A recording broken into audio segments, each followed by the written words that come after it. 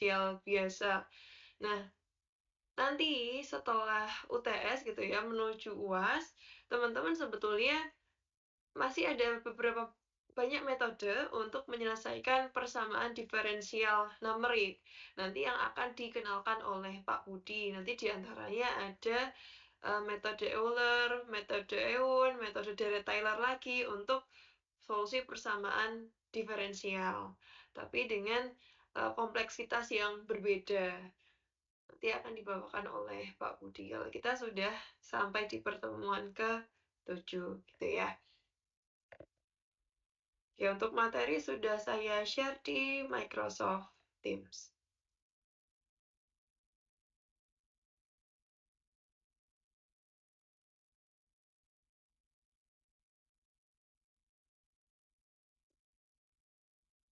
Oke, untuk referensi, kita masih menggunakan bukunya Capra mengenai Numerical Method for Engineer, kemudian bukunya Rinaldi Munir, bukunya Stanislaw, dan untuk pengaplikasian dari MathCAD, kemudian spreadsheet menggunakan Stephen Karis, yang orang adalah pengaplikasian untuk software MathCAD. Oke. Nah, turunan dari fungsi. Jadi kalau teman-teman kan selama ini menyelesaikan turunan dari fungsi gitu ya, dan dibatasi masih dengan operasi yang terbatas untuk melaksanakan atau menghitung turunan dari fungsi. Fx sama dengan limit lim h sampai dengan 0 gitu ya, fx min fx dibagi dengan h, seringkali fx-nya ini tidak diketahui secara eksplisit, tetapi hanya memiliki beberapa titik data saja. Nah, pada kasus ini, kita tidak dapat menemukan nilai turunan fungsi secara analitik.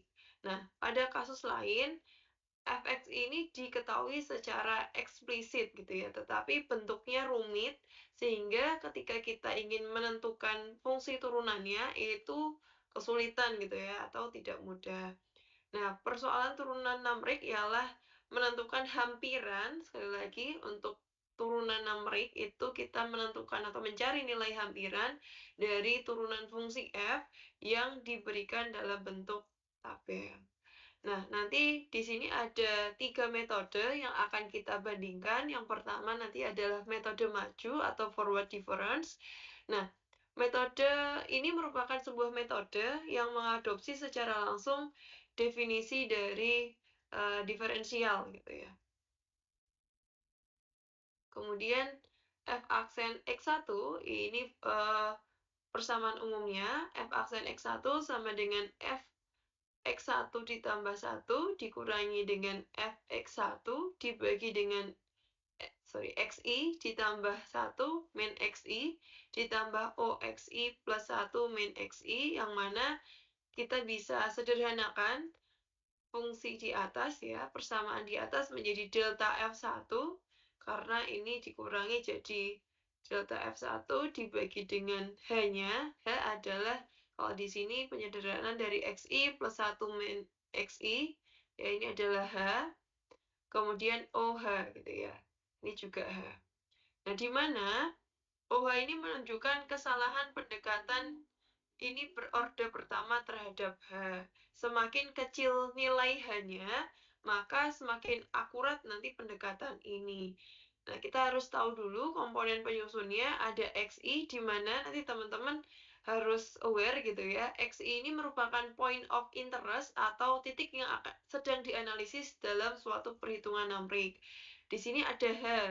H itu adalah step size gitu ya. Ini adalah step size atau jarak antara dua titik diskrit. Nah, di sini juga ada XI plus 1 ya. Kalau XI itu adalah point of interest-nya, ini akan dianalisis. XI plus 1 ini adalah point of interest ditambah dengan step size.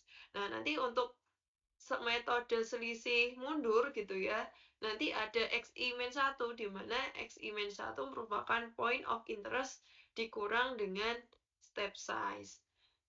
Oke, ini teori-teorinya dulu gitu ya.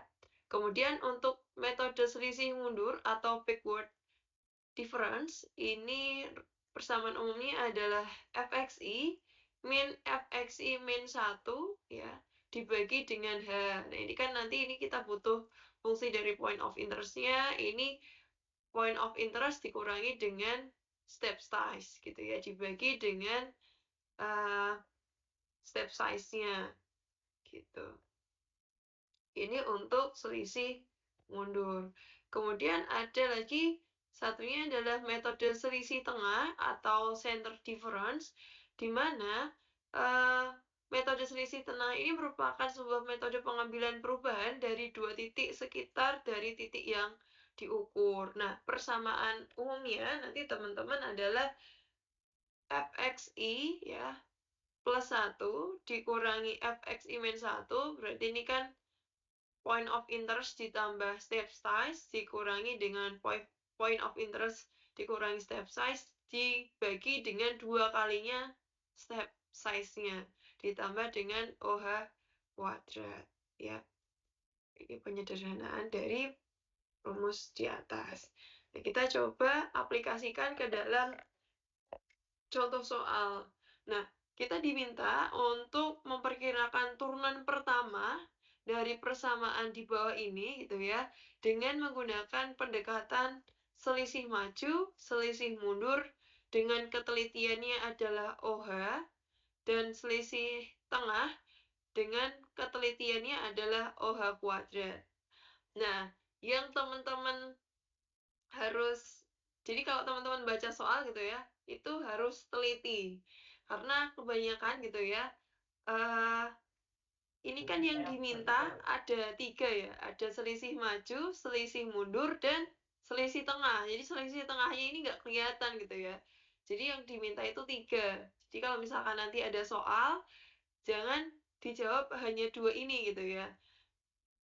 Jadi di sini kita diminta ya menggunakan 3 metode ini untuk memperkirakan turunan pertama dari fx sama dengan minus 0,1 x pangkat 4, min 0,15 x pangkat 3, min 0,5 x kuadrat, min 0,25 x plus 1,2.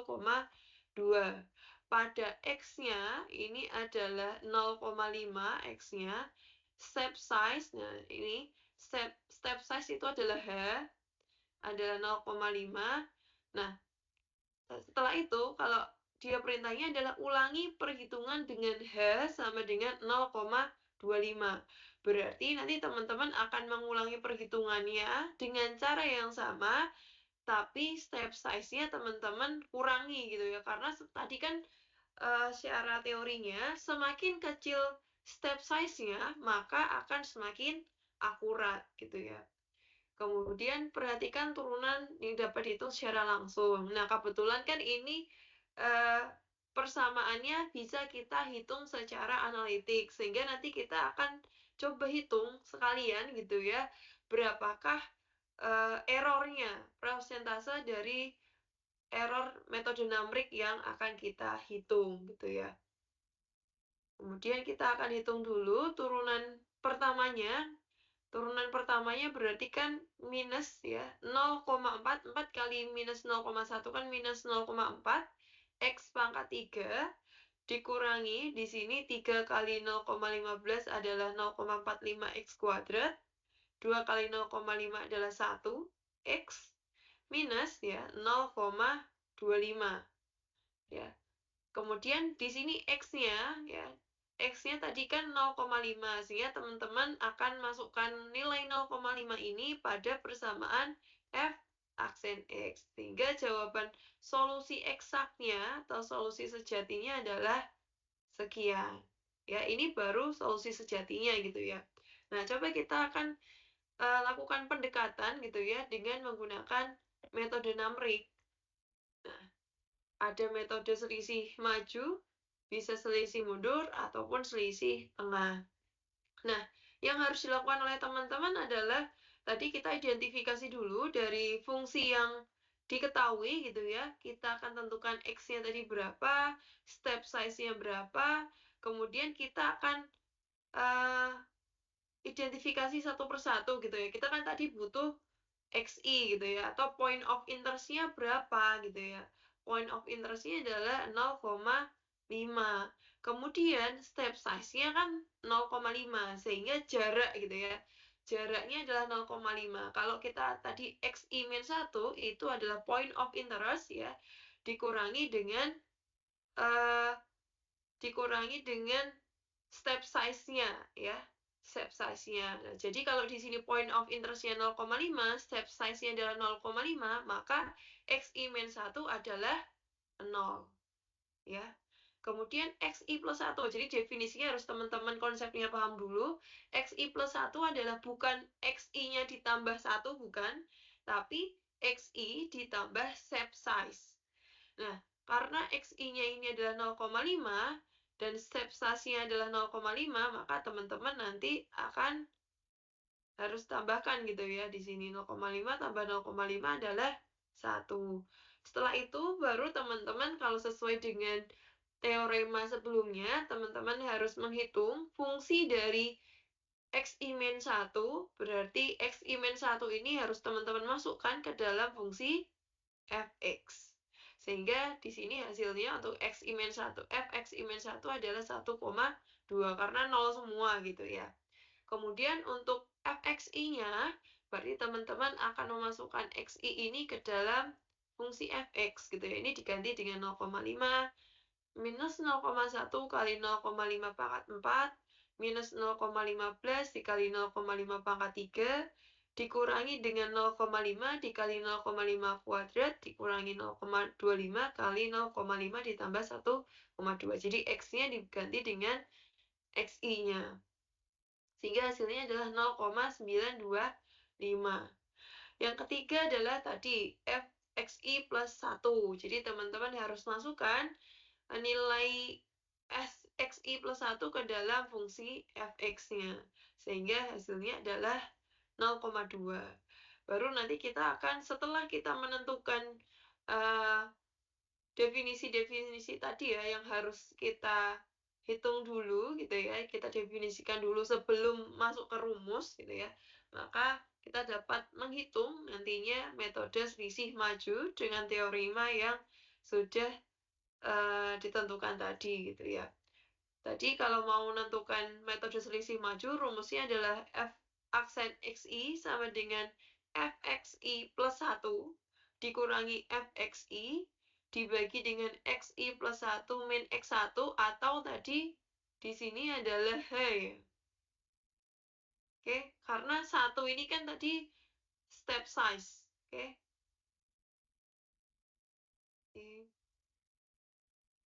Ini pernya adalah per h.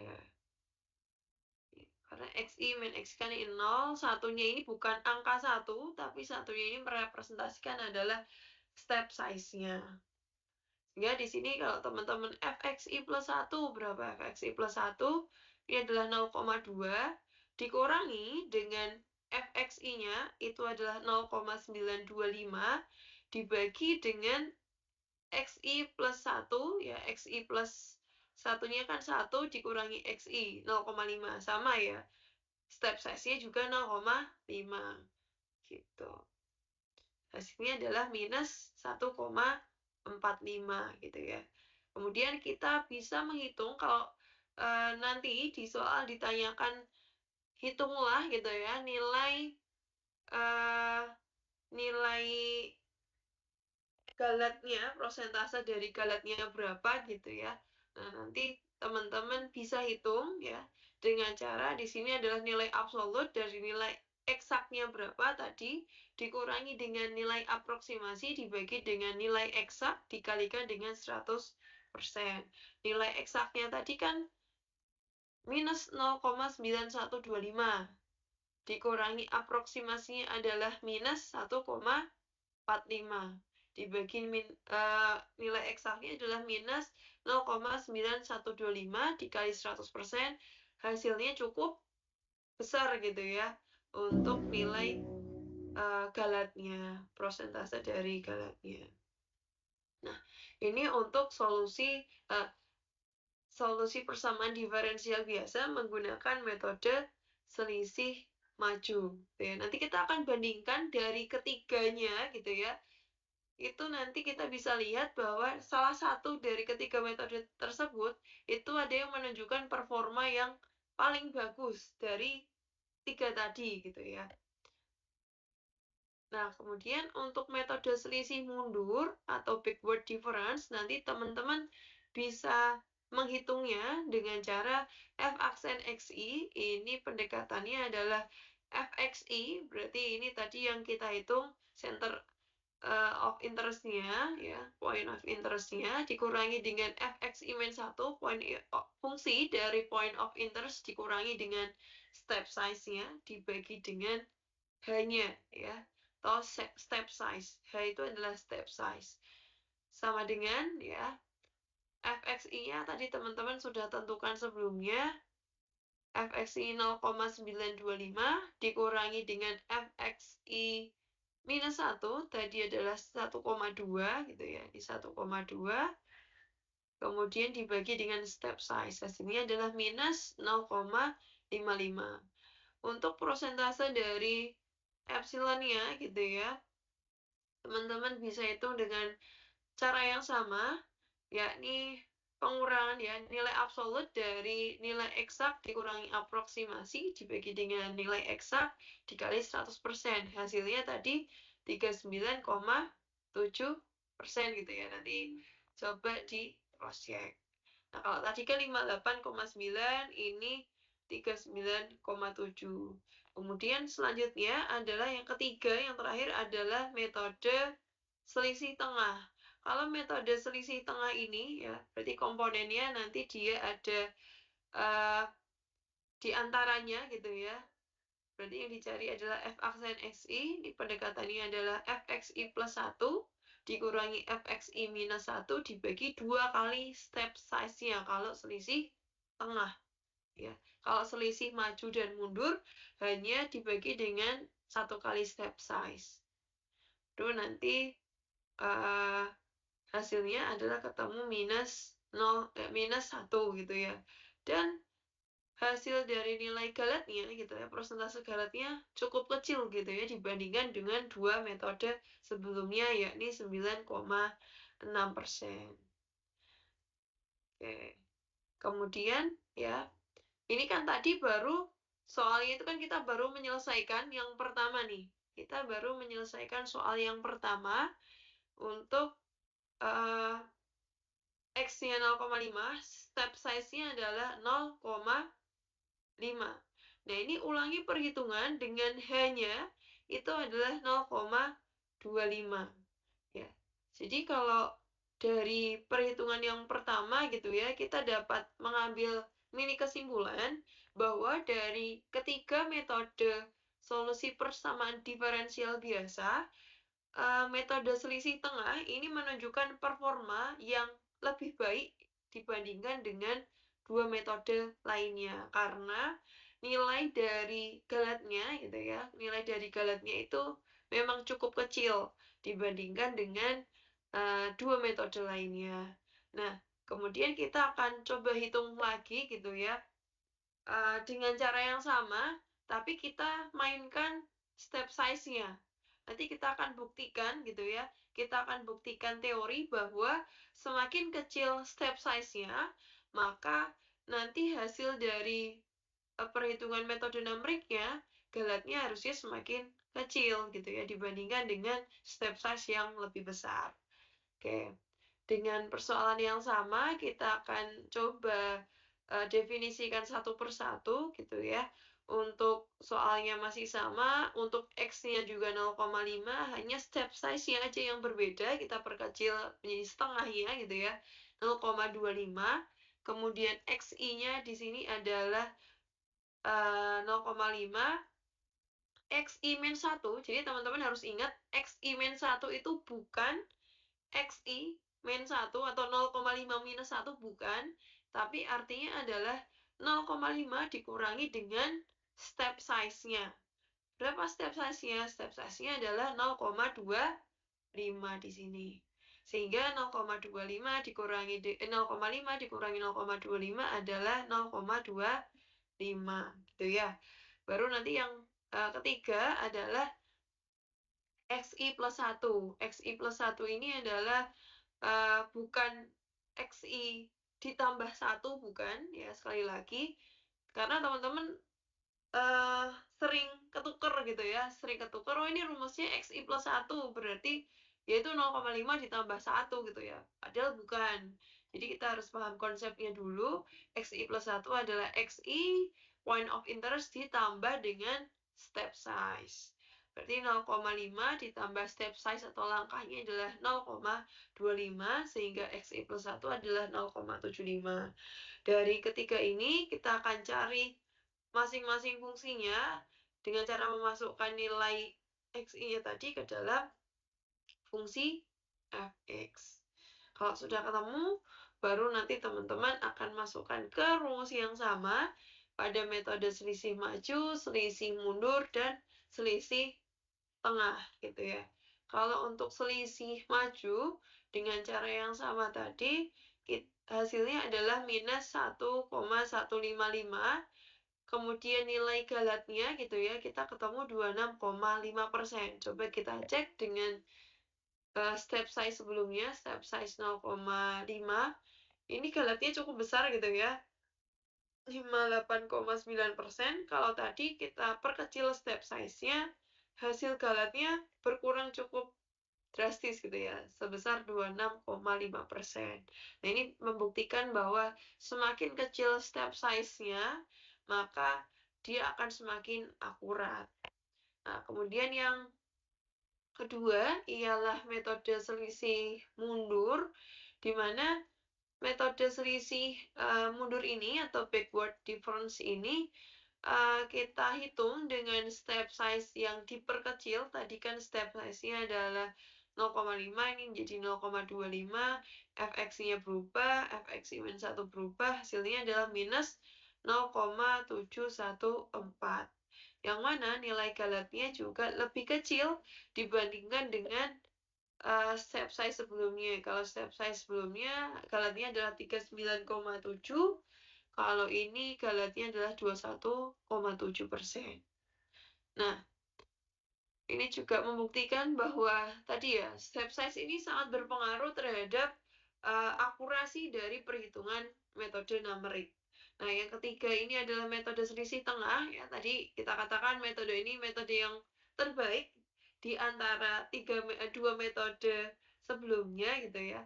Nah, untuk metode selisih tengah ya kita dapatkan hasil turunannya adalah minus 0,934, nih hampir gitu ya, mendekati minus 0,9125 tadi solusi eksaksinya, sehingga nilai galatnya ketika kita hitung gitu ya, ini cukup kecil sebesar 2,4% ya.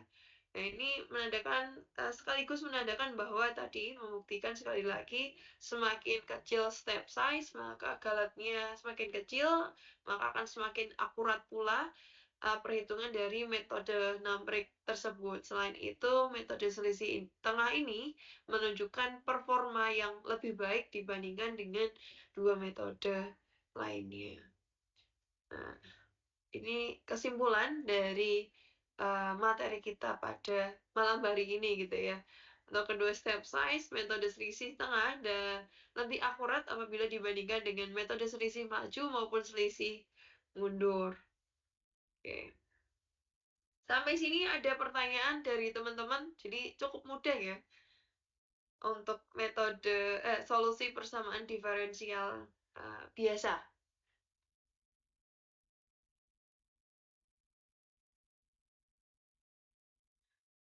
Oh ya, untuk saya jadi tidak ada ya di semester ini, pertengahan semester ini dengan saya, jadi saya banyak mengambil tugas gitu ya dari teman-teman. Kemudian untuk proyek besar kemungkinan nanti akan diberikan oleh Pak Budi nanti setelah UTS seperti itu. Oke. Oke, ada pertanyaan dulu sampai sejauh ini. Jadi materi kita cukup ringan pada malam hari ini untuk menutup perjumpaan kita gitu ya di mata kuliah metode numerik semester ini ya. Oke. Ya. Ya, jadi semoga cukup jelas untuk penjelasan pada malam hari ini. Jadi memang apa namanya? Oh iya, silakan Jason. Izin bertanya Bu Alfia, untuk Iya. UTS minggu depan, apakah materi Mm-mm. yang diujikan itu dari pertemuan pertama sampai pertemuan hari ini? Kemudian, Betul. apakah Nah, materi MATLAB kemarin ikut diujikan di UTS juga? Mengingat, paper base juga kan, Bu? oke. Ya, sekali lagi saya informasikan ya, untuk minggu depan pada tanggal 13 Oktober nanti kita akan melaksanakan UTS metode numerik. Ya, nanti untuk di soal UTS-nya kurang lebih ada 3 soal, tapi di 3 soal itu nanti ada beberapa metode yang harus teman-teman selesaikan gitu ya, yang diantaranya ada di pertemuan 1 sampai dengan 7, tapi khususnya jadi teman-teman lebih spesifik di berarti minggu keberapa ya? Dimulai dari solusi dari persamaan nonlinier ya. Dimulai dari solusi persamaan nonlinier, solusi persamaan linier, kemudian MATLAB-nya tidak saya masukkan ke dalam ujian tengah semester. Jadi fokus langsung ke solusi persamaan diferensial biasa, gitu ya. Jadi nanti saya akan mengambil beberapa metode yang teman-teman harus selesaikan. Waktu pengerjaan adalah 90 menit buat teman-teman. Jadi nanti ada beberapa metode yang teman-teman harus selesaikan. Misalkan satu soal kan ada 3 soal gitu ya. Misalkan satu soal itu tidak hanya satu metode saja. Jadi teman-teman harus menyelesaikan satu soal tersebut dengan beberapa metode. Dan sudah saya perhitungkan gitu ya, jadi misalkan iterasinya juga tidak terlalu banyak buat teman-teman. Nah, kalau kemarin teman-teman di tugas itu iterasinya sampai 19 misalkan, nah ini tidak mungkin saya membuat 90 menit ini teman-teman satu soal saja sudah 19 iterasi gitu ya. Jadi iterasinya masih rasional untuk diselesaikan dalam 90 menit. Kemudian MATLAB tidak masuk ke dalam UTS. Sifat ujian adalah terbuka, tapi hanya satu lembar kertas HVS A4. Boleh bolak-balik gitu ya untuk teman-teman tulis cheat sheet-nya. Kemudian nanti setelah UTS selesai, jadi waktu mengumpulkan soalnya silahkan cheat sheet-nya teman-teman masukkan gitu ya ke dalam soal, sehingga nanti saya juga bisa ngecek, karena saya tidak mau cheat sheet-nya teman-teman adalah fotokopi gitu ya, karena saya mau teman-teman berusaha tanggung jawab untuk belajar di metode numerik ini, karena sekali lagi kalau teman-teman tidak mencoba, tidak belajar di metode numerik, percayalah nanti ketika teman-teman ngerjain UTS banyak tabel yang kosong. Ya, jadi silakan nanti dipersiapkan sebaik mungkin untuk UTS metode numeriknya, karena sifat kita adalah terbuka dan tidak ada perulangan untuk UTS ya, karena kita sifatnya adalah terbuka. Do the best for next exam ya, next week. Jadi teman-teman upayakan yang terbaik dari kemampuan yang terbaik dari teman-teman. Pokoknya jaga kesehatan buat teman-teman. Ya, ada lagi untuk mengenai UTS. Kemudian untuk tabel selain itu ya, tambahan untuk tabel, jadi teman-teman harap membawa penggaris gitu ya. Jadi jangan sembarangan menggambarnya. Jadi saya informasikan sejak awal, bawalah penggaris agar proper gitu ya. Untuk mengerjakannya kita ngoreksinya juga enak. Kemudian kemarin kita sepakati bahwa berapa angka di belakang koma? Masih ingat? Tiga. 3. Tiga, Bu, Oke, 3 tiga. angka. Kalau misalkan lebih bagus gitu ya. Oke. Ya, siapa tadi? Mas Ignacio Sindu, gimana? Izin bertanya Bu untuk meluruskan konsep dalam pengerjaannya nanti pasti ada coret-coretan. Cuma untuk di lembar kertas ujiannya itu apakah juga ini misalnya dalam iterasi-iterasi?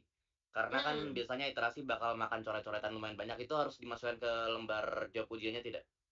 Atau tinggal tabelnya saja yang butuh? Mungkin 1-2 saja kali ya, karena itu take time juga kalau teman-teman tulis semua gitu kan. Jadi mungkin contoh 1-2 saja untuk misalkan proses iterasi gitu ya. Jadi teman-teman tulis cukup 1, 2 saja karena teman-teman pasti sudah tahu konsepnya, sisanya silakan tulis di tabel. Ya. Baik Bu, terima kasih. Oke, ada lagi? Kemudian ya, siapa ini?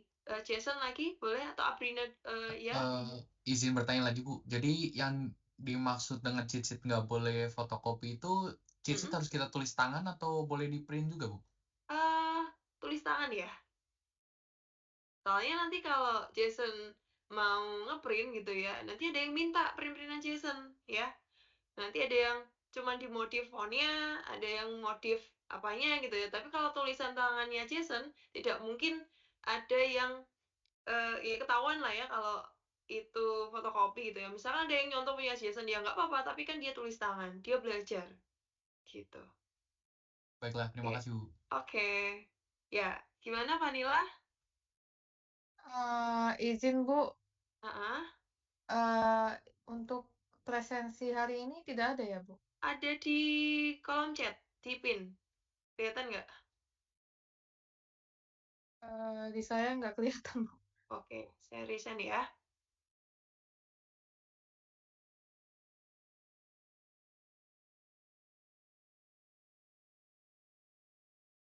Oke, silakan absen. Oke, ada yang lain? Oke. Kalau tidak ada, mungkin tambahannya yang untuk kelas A dan kelas C terutama ya. Kalau kemarin kelas B kan sudah di kelas sudah saya kenalkan mengenai MATLAB dan MATCAD terutama gitu ya. Nah, malam hari ini mungkin tambahannya adalah teman-teman kemarin sudah belajar mandiri mengenai MATLAB karena sekali lagi MATLAB ini merupakan salah satu software yang powerful buat teman-teman kembangkan berikutnya karena di dalamnya banyak sekali tools-tools yang kemungkinan teman-teman akan gunakan setelah bukan di mata kuliah umum, tapi ketika teman-teman masuk konsentrasi gitu ya. Misalkan teman-teman yang sering kali saya mention, kalau teman-teman tertarik pada pengolahan ini apa namanya pengontrolan sistem gitu ya, itu teman-teman bisa gunakan Simulink pada MATLAB. Kemudian kalau misalkan nanti teman-teman itu tertarik gitu ya, terus tertarik sampai dengan ujian tugas akhir gitu ya, teman-teman bisa gunakan atau kembangkan MATLAB di sana. Jadi teman-teman bisa buat functionnya, kemudian hubungkan atau linkkan dengan Simulink-nya gitu ya, memodelkan sistemnya pakai Simulink, kemudian bikin codingannya di function dan lain-lain di MATLAB. Itu untuk yang pengendalian. Kalau misalkan di power system bisa juga kalau teman-teman mau menggambar power systemnya itu sama di PowerLink Simulink-nya. Nanti teman-teman akan menganalisa misalkan analisis load flow-nya menggunakan function di MATLAB karena nanti ada beberapa metode analisis yang akan dikenalkan pada mata kuliah konsentrasi gitu ya, pilihan wajib konsentrasi yang mana akan menjadi pengantar teman-teman menggunakan aplikasi MATLAB lanjutan. Nah, ini jadi teman-teman sebagai mahasiswa ya, jadi banyak ini apa namanya mengembangkan secara mandiri aplikasi-aplikasi MATLAB gitu ya. Jadi nggak hanya perhitungan yang biasa-biasa gitu ya. Jadi MATLAB ini cukup powerful untuk penggunaan di teknik elektro khususnya. Oke, kemudian yang kedua nanti saya juga akan kenalkan di sini adalah MATCAD ya. Jadi teman-teman kalau kelas B kemarin sudah saya kenalkan dengan MATCAD. Ya mana MATCAD ini kalau teman-teman tanya di univ lain gitu ya, ini jarang bahkan mungkin tidak dikenalkan ya karena memang dosennya tidak mengenal MATCAD. Jadi si MATCAD ini adalah salah satu software untuk pembantu perhitungan aritmatika gitu ya. Kalau misalkan yang kalau paling relate dengan kita gitu ya, ketika kita menghitung metode Namprik, kemarin kita di metode solusi persamaan linier, itu kemarin ada metode Cramer, ada metode Gauss-Jordan, ada metode inverse matrix gitu ya. Nah, itu kita bisa gunakan MATCAD untuk mempermudah, contohnya mempermudah perhitungan matrik dengan sekejap gitu ya kalau kemarin. Nah, ini coba saya share sebentar. Ini tambahan saja buat teman-teman. Jadi saya maunya gitu ya, mahasiswa dari teknik elektro ini ya kenal berbagai macam aplikasi gitu ya, atau software yang membantu mempermudah pekerjaan dari teman-teman. Kalau mau inverse tapi menggunakan Excel itu kan kesusahan gitu ya, karena emang semi manual seperti itu. Tapi ini ada tools yang mana ketika kita mau ngitung inverse cukup mudah seperti itu. Oke.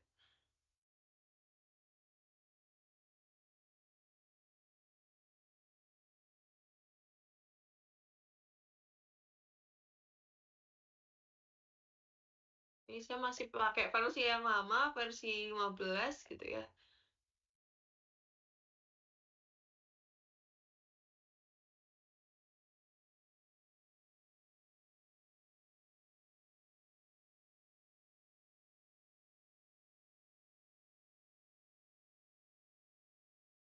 Close. Nah, ini di sini kalau kemarin di kelas B walaupun sudah dijelaskan tapi mungkin tidak terlihat cukup jelas tools-toolsnya gitu ya. Dan di sini banyak sekali tools untuk menyelesaikan persamaan numeric-nya gitu ya, aritmatikanya di sini. Jadi defaultnya adalah seperti ini gitu ya untuk layar kerjanya. Nanti ada kalkulator toolbar, kalau kita klik gitu ya, ini isinya macam-macam gitu ya.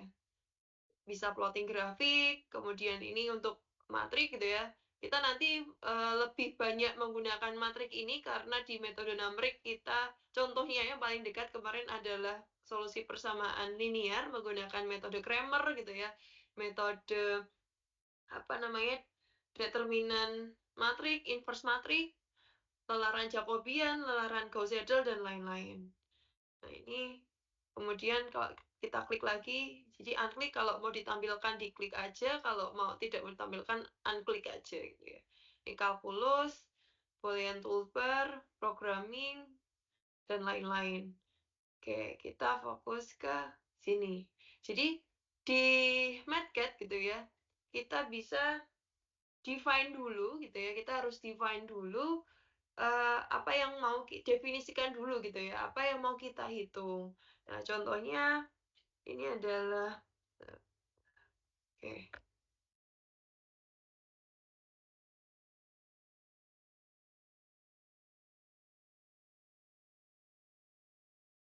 Oke, ini kemarin di PR-nya ya, itu kan kemarin kita diminta untuk menghitung solusi persamaan linear dari ketiga persamaan ini. Nah, kita harus define dulu di sini. Ya, ini kan pertama yang harus kita lakukan kalau misalkan menggunakan metode Cramer. Kita harus mengubah tiga persamaan ini menjadi matriks gitu ya, yang pertama dilakukan. Nah, seperti gimana gitu ya untuk cara merubah matriks di sini. Kita define dulu, diketahui. Kalau teman-teman spasi, ini jadi komen gitu ya. Komen itu artinya dia tidak diproses. Seperti di MATLAB diketahui, misalkan di sini matrik A. Ya. Oke. Geser dulu. Oke, nah ini kita klik di sini matrik or vektor, kita aktifkan yang di sini ya, diklik, muncul di sini matrik or vektor. Nah, kita bisa buat matrik berapa kali berapa. Kalau tadi kan persamaannya ada 3 persamaan, jadi kita memang mau buat matrik 3 kali 3, row-nya 3, kolomnya 3, kita klik OK, gitu ya. Kita akan ubah di sini minus 3, oke. 1 sama 12. Kemudian 6, min 1, sama terakhir adalah minus 1. Benar ya? 6, 9, 1. Ini A-nya. Kemudian misalkan kita mau define B-nya. Ya. Nah, B-nya adalah matriknya, row-nya adalah 3, kolomnya 1. Ya. Ini berarti 50, 3, 40. 50, 3, 40. Kalau sudah kita define, berarti kan rumus dari metode Cramer, berarti kita butuh apa? Determinan gitu ya. Determinan A sama dengan, nah, Di sini kalau teman-teman lihat ada, kalau determinan ini kan ini, determinan gitu ya, masih ke dalam tools yang sama.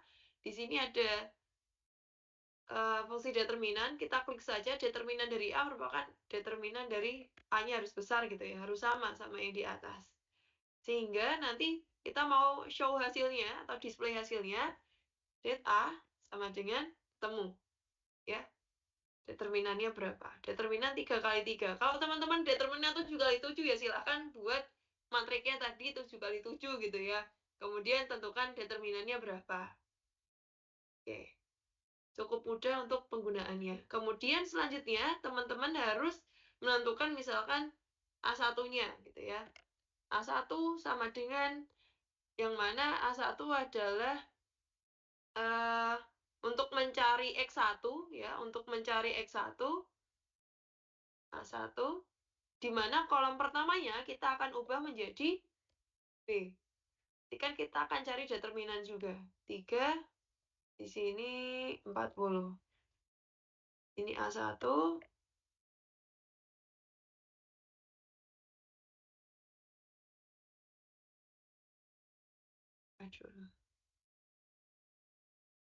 Jadi kalau teman-teman ini bisa copy saja, jadi di blok gitu ya matriknya, Ctrl C, Ctrl V gitu ya, seperti biasa. Jadi cukup mudah untuk penggunaannya juga. Ini kolom keduanya A2 adalah nanti matrik ya, matrik untuk mencari nanti komponen X2-nya. Itu 50, kemudian di sini 3 sama 40 ya. Yang terakhir adalah nanti A3.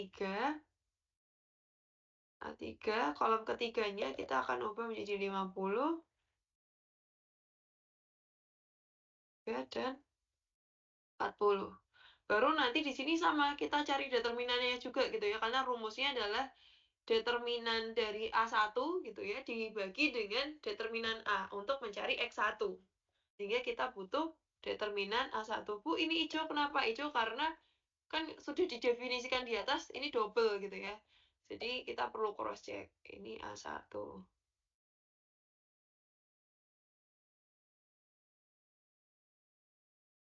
Determinan A1-nya adalah ketemu sekian. Ya. Kemudian kita akan cari determinan A2 dan A3. Determinan A2 ini A2 A2 ya, berubah. Oke, yang ketiga adalah kita harus cari determinan A3.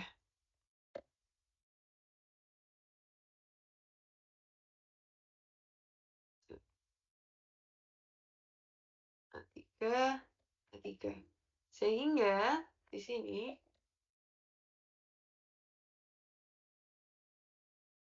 hingga nilai X1, X2, dan X3-nya ya. X1 sama dengan determinan A1 dibagi dengan determinan A.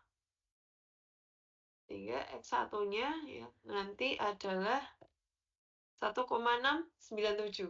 Benar nggak hasilnya teman-teman? Nanti di cross check dari jawaban PR teman-teman. Nah, kita cari X2 ya. X2 adalah determinan A2 dibagi dengan determinan A. Sehingga X2-nya adalah 2,829. Untuk X3-nya juga sama gitu ya.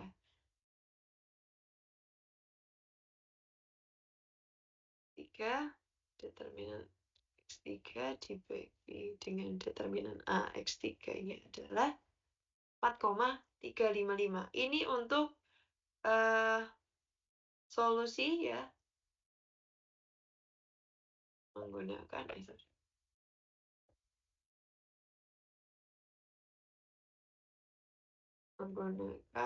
metode Cramer. Kemudian kalau kita solusi ya, menggunakan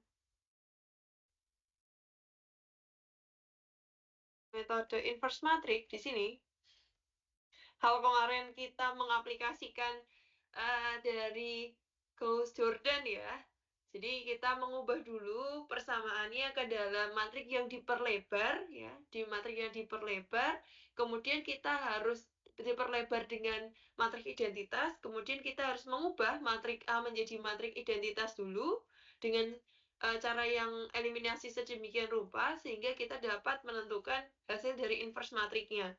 Baru kalau setelah ketemu inverse matriknya untuk mencari X1, X2, dan X3, kita akan kalikan dengan matrik B gitu ya. Kalau rumus untuk menggunakan metode inverse matrik. Kalau ini ya, kita kan berarti butuhnya apa? Inverse A ya. Inverse dari matrik A ini sama dengan kalau teman-teman di sini lihat pangkat min 1 di toolsnya ini, klik saja gitu ya. Ini A, inverse-nya, sehingga inverse-nya inverse A ini ketemu langsung matrik inverse-nya ya. Kemudian teman-teman bisa hitung nilai X ya, nilai misalkan ganti bukan X tapi Y, jadi biar enggak X boleh. X ini adalah inverse A dikali dengan B. Sehingga X sama dengan, nah harusnya kan sama antara metode tadi inverse matrik ya, matrik balikan dengan metode Cramer. Nah ini membuktikan bahwa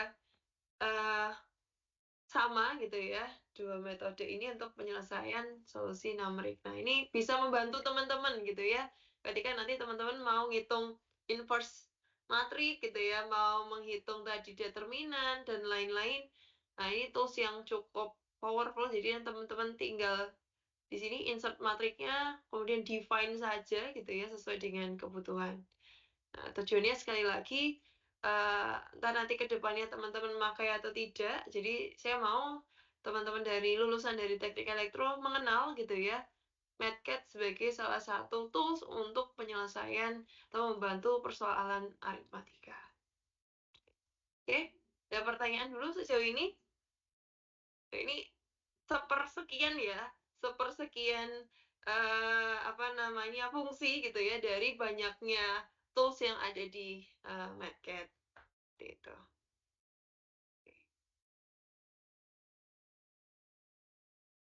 Ya, nanti silahkan teman-teman coba cari dulu installernya kalau ndak ada gitu ya. Nanti mungkin dari Kormat atau apa, coba nanti saya carikan untuk installernya apabila ada yang tertarik menggunakan MATCAD. Oke, gitu ya.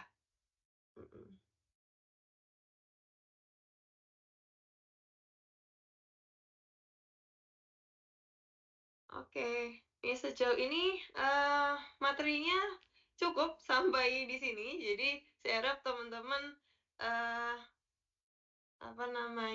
mengambil sisi baiknya gitu ya, dan mengembangkan sekali lagi kalau mengenai aplikasi. Jadi memang diharapkan dari teman-teman mahasiswa biasanya lebih kreatif gitu ya, karena menyesuaikan dengan kebutuhan masing-masing. Misalkan teman-teman butuh untuk pengkodingan robotika, untuk pengendalian, untuk analisis apa gitu ya. Jadi disesuaikan dengan kebutuhan teman-teman. Seperti itu. Oke, mungkin kalau tidak ada pertanyaan, cukup sekian dari saya. Terima kasih atas antusiasme dari teman-teman selama ini. Ya, kita jumpa lagi mungkin semester depan atau semester kita ketemu di konsentrasi gitu ya, mata kuliah konsentrasi ataupun nanti pembimbingan yang lain. Jadi, saya mohon maaf apabila banyak tutur kata yang kurang berkenan bagi teman-teman. Ya, terima kasih sekali lagi buat teman-teman atas kerjasamanya. Semoga hasil dari UTS-nya maupun UAS-nya nanti dengan Pak Budi semuanya menjadi hasil yang terbaik gitu ya. Terima kasih buat teman-teman. Selamat malam, sampai jumpa. Tetap jaga kesehatan ya. Terima kasih. Wabillahi taufiq wal hidayah. Wassalamualaikum warahmatullahi wabarakatuh. Terima kasih Ibu. Terima kasih banyak, Bu. Terima kasih, Bu. Ya. Terima kasih, Bu. Terima kasih, Bu. Ya, sama-sama.